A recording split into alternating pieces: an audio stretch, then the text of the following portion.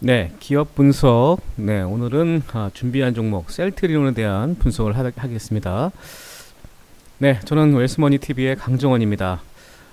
여러분들 영상 시청 전에 구독과 좋아요, 알람 설정을 해주시면 여러분들 투자에 또 컨텐츠 작성에 저도 많은 도움을 줄 수 있도록 최선을 다할 예정이니까요. 꼭 구독, 좋아요, 알람 설정으로 여러분들 확인해 주시기 바라겠습니다.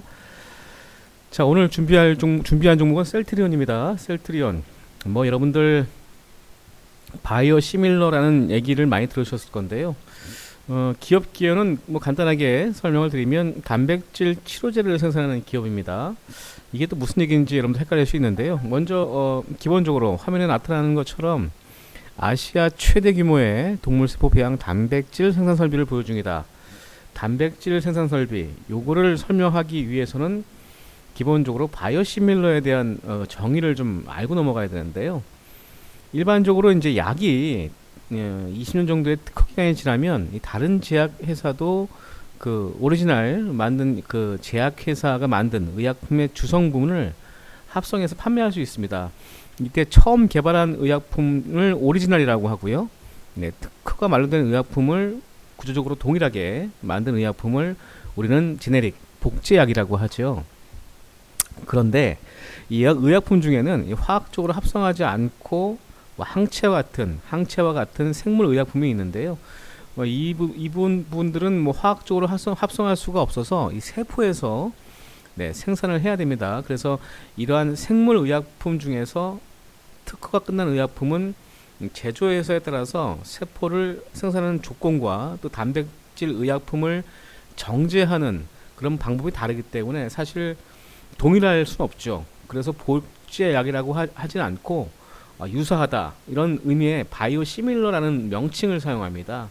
그래서 복제약과 이 바이오 시밀러에 대한 기본적인 개념을 먼저 설명을 드리고 가는 게 맞다라고 생각이 들고요. 여기서 이제 셀트리온은 세계 최초로 자가 면역 질환 치료용 바이오 시밀러 램시마를 미국 FDA로부터 지난 2016년도에 승인을 받은 바 있습니다.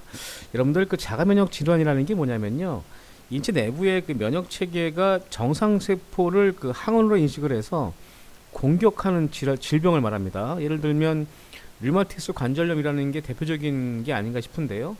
뭐 전신에 뭐 홍반성 무슨 뭐 반점 같은 게 나오고요.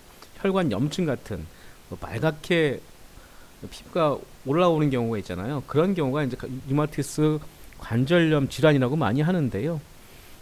특이적인 질환이죠. 그래서 이 자가 면역 질환 같은 경우에는 급성 또는 만성일 확률이 높기 때문에 이 장기와 기관에 영향을 많이 미친다고 합니다. 그래서 전 세계적으로 자가 면역 질환에 대한 수요는 꾸준히 증가하는 추세다라고 보시면 될 것 같고, 이 램시마 SC라고 하는 거는요, 피하 주사형제로 만든 세계 최초의 인플릭시맘 제제라고 합니다. 이 부분도 여러분들 참고를 하시면 될 것 같아요. 램시마에 대한 부분들 설명을 드렸는데요. 주요 바이러 시밀러 제품 볼까요? 램시마가 있고요. 류마티스 관절염, 염증성 장질환, 뭐 허주마라든가 트록시마, 램시마 SC, 이 제형이죠. 네. 이게 주사형 제형, 피하 주사형, 피하 투여라고 합니다. 여러분들 피하 투여가 뭐냐면 피부 아래쪽에 직접 약물을 투입하는 방법입니다. 여러분들 집에서 당뇨를 앓고 계신 분들이 인슐린을 투입할 때 이렇게 살을 자꾸 이렇게 발을 찌르잖아요. 그거를 SC 제형 주사제라고 합니다. 그래서 진피 아래에 위치한 층이라고 하는데, 뭐 피하 조직이 일시적인 주사를 놔서 한 번에 주사하는 그런 방식을 SC 제형이라고 해요. 네, 참 어렵죠. 이 제약 바이오 업종들이 그런 부분들이 좀 있다는 거 참고하시면 좋을 것 같고요. 자, 투자 포인트 설명드리겠습니다. 네. 그 외에 뭐 진펜트라, 이 진펜트라가 굉장히 중요한데요. 염증성 장질환, 요 바이오 신약이 지금 피하 주사 제형으로 이 바이러 시밀러 편의성 측면에서 차별화 포인트를 갖는 신약입니다.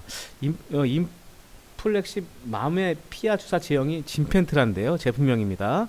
자, 이거는 염증성, 여기 보시면 염증성 장질환이라고 있지 않습니까? 치료 가이드라인에서 1차로 권고하는 성분이라고 합니다. 그래서 자가 면역 질환에서 높은 선호도를 갖는 네, 그런 약이라고 합니다. 병용 투약 비율이 높지 않은 상황이기 때문에 그런 것 같고요.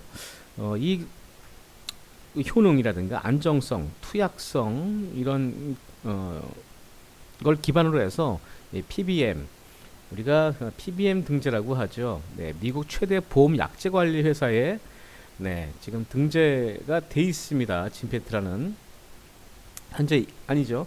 익스프레스 스크립트라고 해서 미국 의약품 관리, 처방 등 이런 제공하는 미국 최대 보험 약제 관리 회사가 익스프레스 스크립트에 등재되어 있고요. 3분기 내에 PBM 등재가 기대가 되고 있다라고 보시면 될 것 같습니다. 뭐 적극적인 영업 활동을 통해서 지금 진펜트라가 유럽과 캐나다 또 약 50여 개 국가에서 판매 허가를 획득하면서 빠르게 점유율을 확대하고 있는 상황인데요.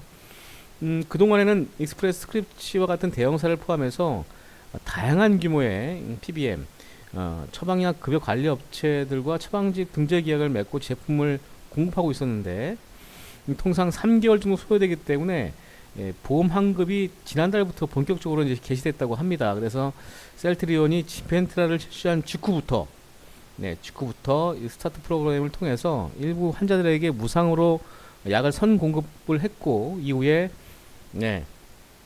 환급 없이 먼저 지원하는 방식으로 제품을 공급한 이후에 이제 의사가 처방 전원을 발행하면 환자들은 직접 제품을 구매하고 도소매상에서는 구매처로 진펜트라를 공급하는 이런 선순환 체계가 자리를 잡았다고 합니다. 일단은 주가 자체가 미국의 그 진펜트라의 그 유의한 처방 규모가 확인되기 전까지는 좀 횡보했습니다만 이 3분기부터 셀트리온의 주가도 릴레이팅 될 가능성이 상당히 많다라고 보시면 될 것 같습니다. 뭐 기존의 바이오 매출은 안정적으로 성장하고 있는 상황이고요. 그리고 고마진 제품인 이 진펜트라의 매출 성장이 더해지면서 실적에 대한 기대감이 상당히 높다 이렇게 보시면 될 것 같습니다. 이 진펜트라가 상당히 중요한 그런 역할을 실적에서 해줄 것 같고요. 바이오 시밀러 의약품 시장 성장성은 매년 약 15% 이상 성장하면서 최근에 여러 가지 이 특허가 만료된 의약품 특허 만료된 제품들이 계속 출시될 예정으로 있습니다. 그래서 다양한 바이오 시밀러 시장이 고성장될 것으로 기대가 되고 있는 상황이고요. 최근에 미국 대선 트럼프 대통령 피격 사건도 있었는데요. 트럼프 대통령이 미국의 오바마 대통령 오바마 케어에 대한 다시 한번 무효 절차 수순을 밟을 가망성이 많죠. 예전에 처음 집권했을 때도 오바마 케어에 대한 그 행정 지원에 대한 축소를 좀 서명했는데 여하튼 간에 전 국민의 건강보험 가입을 의무화하는 내용이 오바마 케어인데 일단은 정부의 보조금 지급이 트럼프한테는 상당히 좀 부정적으로 지금 얘기가 되는 상황이고요. 트럼프는 말 그대로 약을 좀 싸게 저렴하게 공급하고 하면 되지 않느냐 이런 얘기를 하는 겁니다. 그래서 이 바이오 시밀러 같은 이런 시장에서 상당히 성장할 수밖에 없다 그렇게 보시면 될 것 같습니다. 최근에 이 시장에서도 트럼프 관련 수혜주들이 많이 지금 언급이 되고 있는데요. 제약과 바이오 시밀러 시장에서도 이 셀트리온의 역할이 상당히 클 것으로 전망이 되고 있다 그렇게 좀 보시면 될 것 같습니다. 실적 볼까요? 자, 올해는 실적에 대한 부분들이 좀 크지 않습니다만 2025년도와 2026년도 보겠습니다. 영업이익이 올해 대비 거의 300% 이상 증가할 것으로 전망되고 있고요. 2026년도에 역시 마찬가지 실적이 계속 증가할 것으로 기대가 되고 있다는 말씀드리겠고요. 셀트리온이 합병 이후에 여러 가지 비용 측면에서도 많이 절감을 했기 때문에 이 부분도 좀 참고하시면 좋을 것 같고요. 자, 최근 차트 보겠습니다. 최근에 주가 횡보했었죠. 아무래도 지금 진펜트라에 대한 미국의 성장, 실적에 대한 가시성이 나오기 전까지는 주가가 횡보했습니다만 이제는 최근에 다시 한번 중장기 이평선을 단기 이평선에 돌파하는 아주 기술적 패턴의 모습을 보여주고 있습니다. 물론 우리가 기술적 분석은 일시적으로 볼 수 있다고 할 수 있겠습니다만 이런 내용과 기술적 분석을 같이 연계하면 주가의 흐름을 어느 정도 예측할 수 있다는 얘기죠.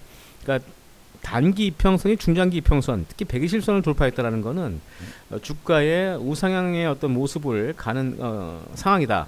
그렇게 좀 인지하시면 좋을 것 같아요. 이 부분 참고하시면 될 것 같고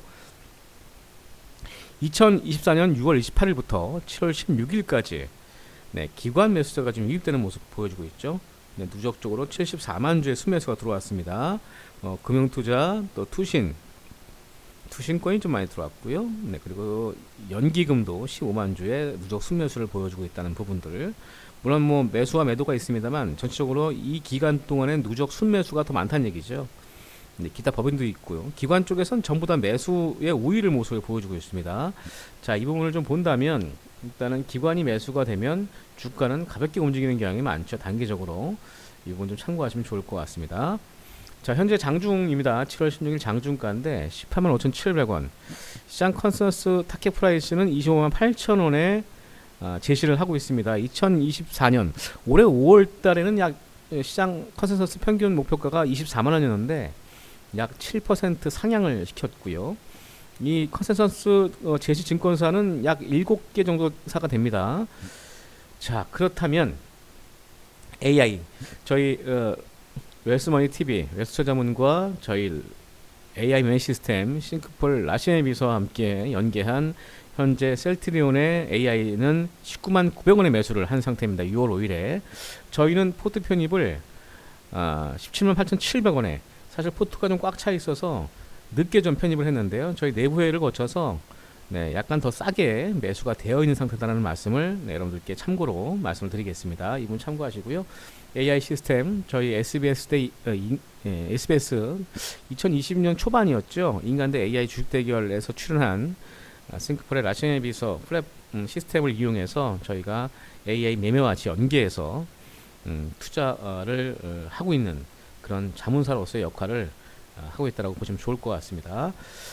자, 오늘은 셀트리온에 대한 분석을 마쳤고요. 여러분들 본 영상이 도움되셨다면 네, 구독과 좋아요, 알람 설정을 네, 꼭 누르시기 바라겠습니다. 지금까지 셀트리온에 대한 분석이었습니다.